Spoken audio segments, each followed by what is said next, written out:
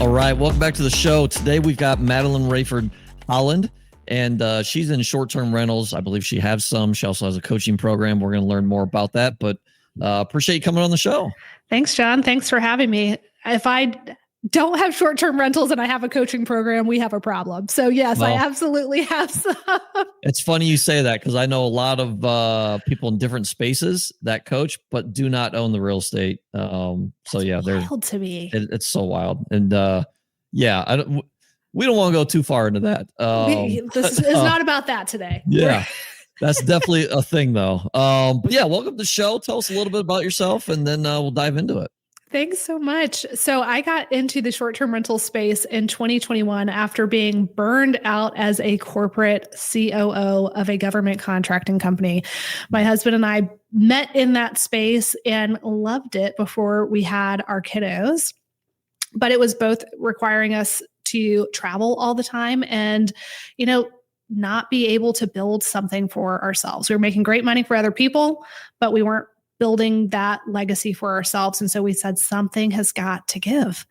So we opened our first short-term rental back in 2021. And we opened it in Athens, Georgia, home of the Georgia Bulldogs, right in the peak of their, greatness, back-to-back national champs. And it hit like gangbusters. And it was so wildly successful that we opened 5 more in 6 months. Wow. And because of my COO background, I knew that I wanted to grow and scale in a way that didn't just create another job for myself. It had the systems, processes, automation, so I could be pretty hands-off and continue to grow it without that time requirement from myself. Fast forward several years, we're up to 20 under management currently. Awesome. And I run it in less than an hour a week. It's a 7-figure business, takes less than an hour of my time. And I've committed my efforts now to helping other people, high earners, families be able to create that time and financial freedom through short-term rentals. That's awesome. That's awesome. Let's back up a little bit. I'm always interested in hearing kind of people's stories on, obviously you just told us why you want to get out of your 9-to-5, but why short-term rentals? What drug you there? What was like, what, this looks like this is a vehicle that can get us out of our 9-to-5. Why short-term rentals? Well, like many real estate investors, I had an aha moment by reading Rich Dad, Poor Dad of, it's creating that wealth, building the assets, like all of that was kind of my getting started moment. While I was the COO for that government contracting company, I was managing a long-term rental portfolio for my dad. And all that taught me was that tenants and toilets were not my jam, especially not for the ROI that it provided. And so I knew that I wanted to get into real estate in some way, shape, or form. And I should probably back it up just a little bit more because while I was the COO as well, I started this lifestyle website called Moderately High Maintenance. It was a blog where I documented my travels. And so I grew that to a 6-figure business. I did partnerships with brands like Delta Airlines, Target, all of these big brands, and that taught me how to create content. And so I said, I've got all this experience, like operations, marketing, essentially through this lifestyle website, this real estate management stuff, but I don't want to do long-term. How can I bring it all together? And short-term gave me the opportunity to really create a physical representation of the community that I had built online, bring in that ops background to where I could put all the processes together. But my very first property was done in collaboration with a lot of the brands that I had worked with, Wayfair, All Modern, Target. I curated this space that was a reflection of me. And that was why it was so wildly successful, is because I put my unique spin on that business. And I knew that short-term rentals had the potential to win on all fronts. I tell my clients, I want you to win on equity, appreciation, where it's going to gain value, and cash flow, which is really what short-term rental was like. Hey, short-term rental is the real estate path that's going to allow me to have really good cash flow to replace a 9-to-5. And then, of course, the fourth one that I want people to have is the tax component with that short-term rental tax loophole and the bonus depreciation. For sure. That's awesome. So you said you didn't want to get into tenants, toilets, all those issues, right? And this is so I have self-storage. Okay. We don't have any of that stuff. We do have tenants, right? They're renters, but nothing's an emergency. So tell us the difference between short-term rentals and long-term rentals with having toilets and tenants and all that. What's the difference? Why is it, I guess, maybe easier to manage with STRs? So with short-term rentals, you have the benefit of shorter stays and you have your team in between each one. So we're in the hospitality business. So our properties have to be maintained at a hospitality level standard. So on average, stays are between 2 and 4 days. And you have the really off outlier cases where people will throw a party, but we have things in place to prevent that. But most of the time, people are just going to work, visiting family in Athens, they're coming to a football game, whatever. They're sleeping there and then they're leaving. They're not in the day-to-day of that. And even if there are some maintenance issues, my team is in there every 2 to 4 days and we're addressing the preventative side of things instead of having somebody in there a year, 2 years, 3 years where they don't want you coming into their house. They're just not treating it like it's their own. Yeah. Yeah. I never thought about that, but yeah, the reason why, single family rentals, multifamily, why you have the issues with the toilets and the plumbing and everything else is because you're not in there probably even monthly. No, maybe in there once a year, right? Once a year, if that. Yeah. And they're not going to be reporting the damage that they do to the property. You're going to get in there. And that's one of the things that I saw in the long-term rental portfolio that I was managing is the amount of rehab work that we would have to do on a property when a tenant left almost wiped out the profit for the entire year because they were so hard on the property. Yep. Like, even if you keep their security deposit, it's not covering repainting the whole thing, replacing flooring. It was a nightmare over there. Yeah. Yeah. No, that makes sense. So my next question is why Athens, Georgia? And maybe some of your other ones aren't there, but to me, I would love to, and I've been looking probably Southwest Florida to try to find a spot, but it's also, to me, I'd love to break even. That way our family, we can go down there whenever we want for the most part. And also, have a spot there that will hopefully appreciate over time. But it sounds like Athens, Georgia isn't really a travel destination. So why there? And maybe where are you now too? Yeah, so I do host in, let's see, we're up to 6 markets and 3 states at this point. And it's all about looking at the goal of the individual and the goal of the next acquisition. And when somebody's first getting started with short-term rentals, we kind of reverse engineer that market search. And what we always ask is, how much cash do you want to allocate towards this deal and this investment? And that's where we start, because the cash is typically the limiting factor. The majority of the time, people can get a 10% down second home loan to get into this property. And so if they have $100,000 in cash and they want to put 10% down and they're approved with their debt to income ratio, they can go typically upwards of $1 million. I'd recommend like 750 to 800 in that regard. But that helps us determine the value of the asset that we are looking at. From there, some people come to us and say, hey, I've been vacationing in Southwest Florida for the last 30 years. I want a place that my family can go, that we've wanted to go, and that's where I want to be. Fantastic. Other times they said, I don't care where we go as long as I have the cash flow that I want. Typically, we are underwriting for a minimum of $2,000 a month in cash flow. So when you say break even, I'm like, all day long, sir, raise your goals. Like we can do so much better than that.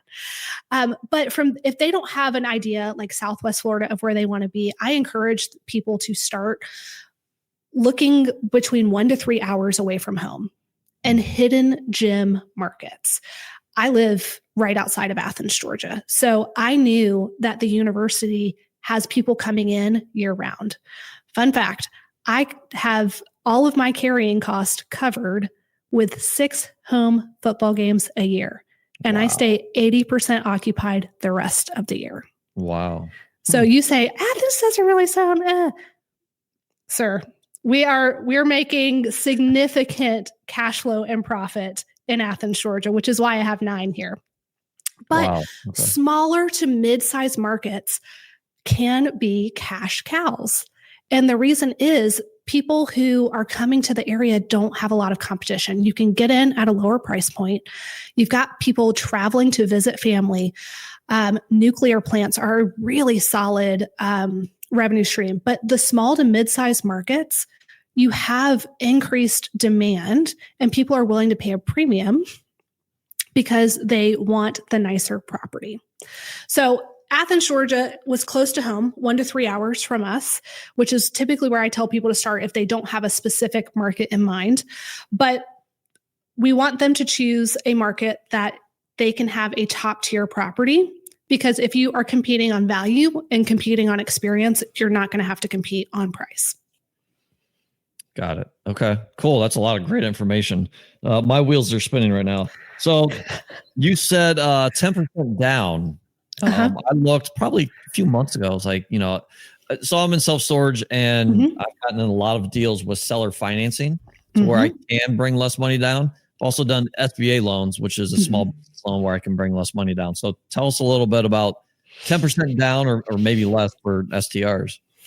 Yeah. So it's called a 10% down second home loan. And it works really well for people for their first, second, third property, especially if they are high income earning 9 to 5 W-2 folks. Where it's a bit of a challenge is for those of us who are now self-employed and want to show as little revenue as possible on their taxes, because the 10% down second home loan does go on your personal debt to income ratio. Gotcha. So it works great for people when they are just getting started and they haven't left a 9 to 5 yet. It can still be powerful if you're taking a W-2 from your business and other things. But that is typically when I get a client in who they want to get in, I want them to preserve as much cash as possible. I do love subject to deals, creative financing as a whole. I've seen it work beautifully.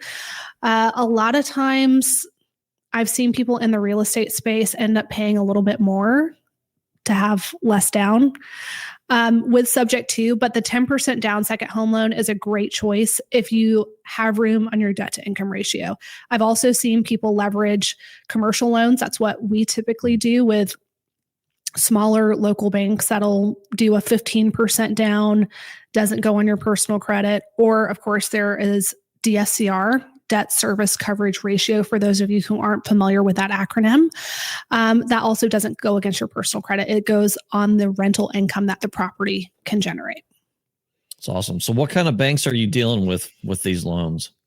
So I have a phenomenal relationship banker that I personally use for my portfolio. Small local bank to South Georgia, knows my dad, knew my grandparents, like that level. But within my mentorship program, I have 3 lenders who specialize in short-term rentals. And we always connect our clients to them. They specialize in that 10% down, DSCR loans, and short-term rental specific underwriting. And that is hugely beneficial to have somebody who understands not just the personal lending side, but the business lending and the short-term rental component to that. Gotcha. Makes sense. Cool.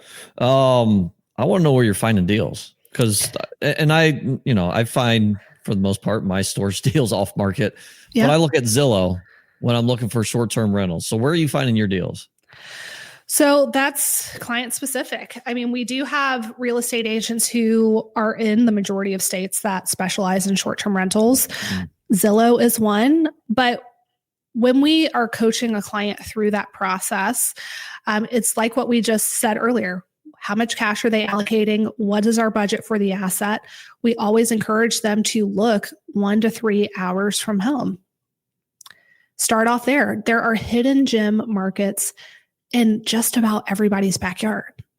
And with that, I mean, we have clients coast to coast finding deals in their own backyards. And it's just a matter of like understanding the system and the process to narrow it down and then knowing how to underwrite the deals.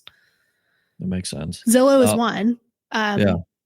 But when we're coaching people through how to choose a market, look 1 to 3 hours. If you don't find anything, broaden the concentric circle out 4 to 5 hours from that point. Look for a direct flight to a market that interests you. But majority of the time, people can find something within 1 to 3 hours. And we're looking for things like universities, smaller or medium-sized town that have really good industry that's growing, people who are moving into the area. Regional hospitals, that's another one. Traveling nurses and traveling doctors coming in from big cities, but want somewhere nice to stay for a month, 2 months. So there's the short term and then there's the midterm. But look for those factors. You know your area. And then from there, look at the short-term rental regulations, use ChatGPT to help figure out those laws, but always pick up the phone and call planning and zoning. Yeah. And actually, I was going to go into that. So it seems like there are more, I guess, just red tape for STRs in certain cities. How do you deal with that when it's changing, right? Because you could get, actually, I think I have a buddy that has some or had some in the DFW area, Dallas, and their regulations changed somewhat recent. So I think he had to either sell them or their long-term rentals, whatever. But how do you deal with that when there are changing laws all the time? Yeah, it's something that we're dealing with here in Athens, Georgia. And so the best cure is prevention, essentially. That's why we say pick up the phone and call planning and zoning before you invest in a market, because they know best. Oh, we have this ordinance that is being discussed that may be coming down the pipe. So that's on the front side of things. If you already have units, I encourage you to get involved. Go speak to the mayor and council if that's an option. Get involved in the regulation or in the legal pursuit that is fighting for property owner rights. That's something that I'm doing currently. I'm not going to get too much into that. But then most of the time, the regulation only pertains to rentals 30 days or less, which is why I always teach a short-term and a mid-term rental hybrid. So furnished midterm stays, 31 days or more, still have enormous revenue potential, typically 35% more than long-term rental potential. And you still get to be in the property more often, but it's a little bit less hands-on. So even if you have to pivot from short-term to midterm, that's always an option. DFW, that case, Dallas specifically got overturned by the Supreme Court. So they were able to start allowing short-term rentals again. Oh, nice. Which is, Texas has had some really interesting lawsuit things. Austin was in there as well. Was it Austin or Dallas? We might need to cut that piece out. I believe it was Dallas. I spent 3 months in Fort Worth earlier this year. Okay. Fort Worth has very strict midterm. You can have midterm, but not long-term. It was Austin or Dallas, one of the two. I'm going to fact check myself on that, folks, in just a little bit. Okay, cool. Yeah, no, that's good information. And I was just thinking, when you're talking about markets within an hour or 3 hours of you, and this is more so, I'm thinking about myself because I've been looking at places in Florida. You think about Destin. There's going to be cleaning companies there, right? There's absolutely third-party property managers, like anything you need. You don't want that. You don't want that. Okay. So you don't want a third-party property manager. So my main thing is I want you to self-manage that. Going rate for third-party property managers in the short-term rental space, a minimum of 20% for a decent one, but they go upwards to 35 or 40% of your revenue. And that's what we teach folks how to do, is automate this entire process so that you can keep that percentage in your pocket, but you also have to materially participate for those tax benefits. And if you outsource that to a property manager, you are not eligible for that material participation. So that's the key here is self-management, but you can do it well. I don't disagree with you on the Destin market having great cleaners. Like vacation markets can, but just skip the third-party property manager piece. That makes sense. So where do you find these cleaning companies? And this is probably a dumb question because as I say that, I'm like, well, There's cleaning companies everywhere. Do they have like STR cleaning companies? Or are you just picking somebody that's like? Yeah. So now we're getting into the weeds here, John. I know. That's why I wanted to have you on. I'm trying to learn here. The tech stack with it. So the first part that you need to tackle if you're getting into short-term rentals to start automating it is your property management software. And I promise this relates back to cleaning. The property management software is what allows you to put your property on Airbnb, on Vrbo, on booking.com, your direct booking website, and keeps unified calendars. But it also has some amazing integrations with companies like Turno is the company where we find our cleaners. So it is a sourcing platform, but it's also a scheduling platform. So when anybody books a stay at my property management software, Hostfully, talks to Turno, and we have already identified our primary cleaner, or secondary cleaner, or tertiary cleaner. So it talks to Turno. It alerts our primary cleaner, and she can say, yes, I want the clean. No, I don't. If she says no, it alerts the secondary cleaner automatically. And let's say she accepts the clean. And so then it talks back to the property management software and says, hey, the clean has been assigned. That app also allows them to upload timestamp photos of the clean, so we can do quality control through that app. So it's our one-stop shop to find cleaners, schedule them, and handle our quality control. That's awesome. So, and this is, I mean, it's somewhat relative to self-storage, to where 10-ish years ago, you couldn't automate this. Mm-hmm. Is that similar? It sounds like with all these automations and software, it's pretty hands-off and probably somewhat newer to the industry, right? Absolutely. I mean, this is what's differentiating what I like to call the hobby host, the people who have 1 to 2 properties, who are just burning the candle at both ends, interacting with every single guest through the entire thing, and people who are actually treating it like a business, because you can automate any guest message, like personalized to where they don't know it's automated.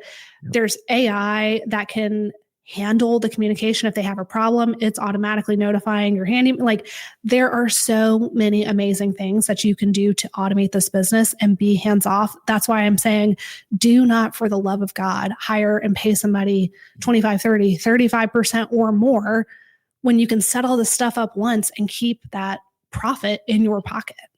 That makes sense. That's really good information. This has all been really great information. All right. So we talked before the show, tax advantages to this. Mm-hmm. Let's kind of dive into that. And then I want to hear some more maybe advantages that STRs provide. Absolutely. So there is such a thing called the short-term rental tax loophole. And the beautiful part of that is that it is treated like an active business if you can do a few things to materially participate.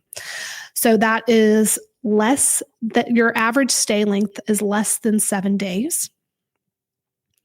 And there's a couple of hours, like you have to spend 100 hours on it in a year, and you have to have hosted a certain number of guests, like the average piece there. I have an entire free guide that I am happy to share with your community that has case studies on that whole piece. But what the short-term rental tax loophole allows you to do is to offset your active income from your other businesses or your 9 to 5. You can take your losses from your short-term rental business and offset the active income. It is the only real estate piece. Long-term, you can't do it, and the others you can't without real estate professional status. So it gets you around that real estate professional status requirement to be able to offset that active income. Interesting. So what you do is you do a cost segregation study on your property. The Big Beautiful Bill brought back 100% bonus depreciation. So we have clients like Kyle, who has always paid upwards of 6 figures in taxes every year. This past year with one property, he got close to a $50,000 tax refund just from one short-term rental. It's crazy. So we get so many physicians, engineers, people who are earning big bucks and saying, hey, I have no idea how to offset this active income. I can't qualify for real estate professional status. I don't have a partner who can qualify for that. How do I get into this? We come in, help them find the deal, set it up for success, set up the digital piece so they're actively the ones managing it and they can qualify for that material participation, and then get that bonus depreciation and offset that active income. Super powerful. That's awesome. Well, I'm already sold, but what other advantages could there be other than what we're talking about? There's so many of them. There's so many advantages here. I mean, you mentioned it yourself, the availability and the opportunity to be able to use it yourself if it's in a market that you want to use it for.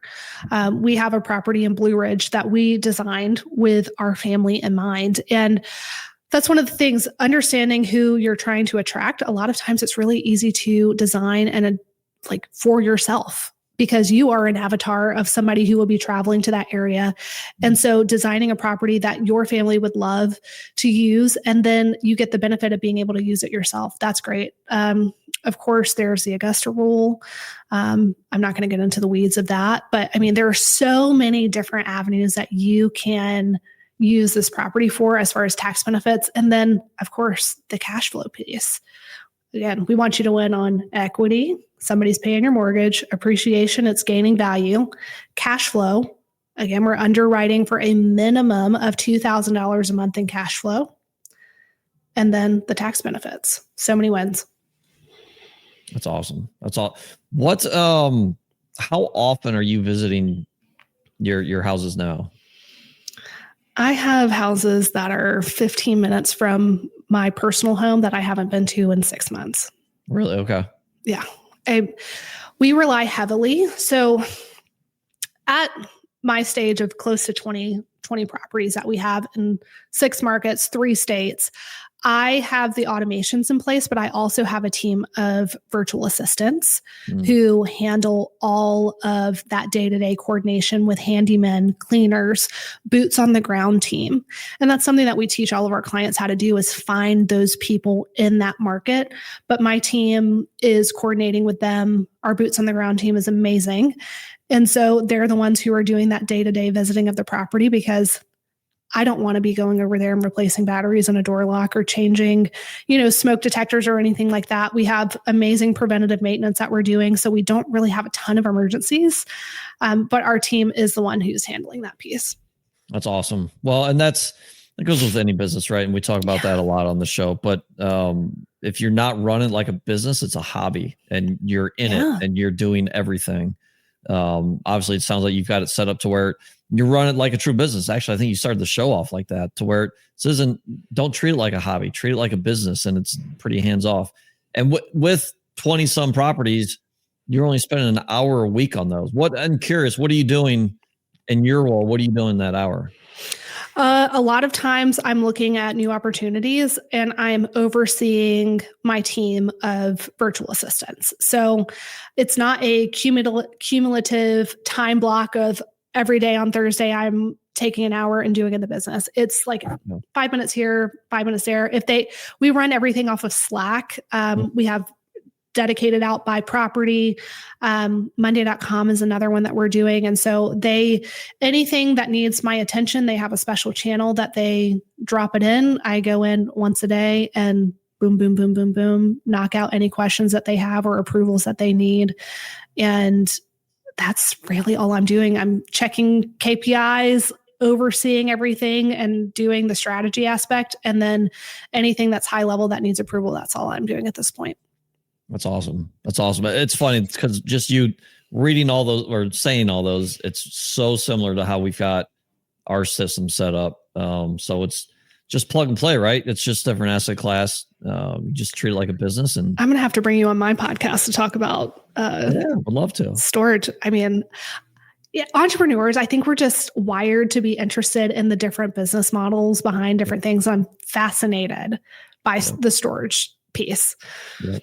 Well, and you can learn so much from each other, right? Even though it's different asset classes, like there's so many things. I mean, I have multifamily friends that we share things back and forth because it's like, it's still similar. And we're still, like you said, entrepreneurs, and we're always trying to make something better. And yeah, it's just fun. It's a ton of fun. And that's something I tell people all the time. Like, this business is so much better with friends. And whether that's in the short-term rental space, one of my dearest friends actually runs a couple retreat centers down in Costa Rica. So he's not a short-term rental host, but he has the staff, he has the facilities, he is in some sort of hospitality, he's marketing this business, and he and I have the best time exchanging ideas. We're in no way, shape, or form competition, but there's so much overlap between the two that it's really helpful and beneficial just to have folks that you can chat through all these things with. Absolutely. We've covered a lot of ground. I've learned an absolute ton. Is there anything that we missed here? Oh, I don't think so. Well, this is going to be a shameless plug. I was going to ask, how can people find you? I was going to say, do not waste time trying to figure all of this stuff out yourself. And there are a lot of folks out there who are teaching generalized and outdated information. And I spent over $50,000 in courses and programs when I was getting started that tried to fit me into a box of just like, this is how you analyze a deal. This is, generalized stuff that I have found it really hard bringing it back to me, my finances, my buy box, the whole thing. And that's why I started doing what I was doing, because I wanted to be able to support people with their budget, with their goals, and be able to get into the weeds of their business. And so we like to say we push the easy button with short-term rentals, but just if you are out there looking for that, don't make expensive mistakes that could be avoided, and make sure that you choose the right partner to help you grow in the space, because there are some bad apples, just like anything. Like what we were saying earlier, we started the episode with, if I was coaching and didn't have properties, there'd be a problem. It's prevalent, folks. Yep. Choose the right people. Absolutely. Well, yeah, with that, for one, I'm sold. I'm definitely diving in this further, and I'm going to check out your information, which I did before the show. But where can people find you? Absolutely. So you can find me where I post the most content is on Instagram at Madeleine Raiford-Holland. You can find all that we do. I share daily tips of how to become a short-term rental millionaire. I want to make things easy for you guys to find. So at Madeleine Raiford-Holland, and my name has an extra E in it. So let me make sure that you guys know how to spell it. Madeleine, Raiford-Holland. And that's also my website, MadeleineRaiford-Holland.com. I also have a podcast called The Lux and the Short of It. I'd love to see you guys there. Let me know John sent you. Absolutely. Awesome. Well, this has been great. I'm even more sold on STRs now, but appreciate you coming on. Great information. And again, thank you. Thanks so much, John. And I'll make sure that you guys get that free tax document that I'm sure John will help us out and put it in the show notes. Awesome. Thanks for having me. Will do. Thank you. We'll see you guys next time. Thanks for following, subscribing, and listening to this episode of the Do More podcast hosted by John Farling. To learn more or ask questions, go to l4investing.com.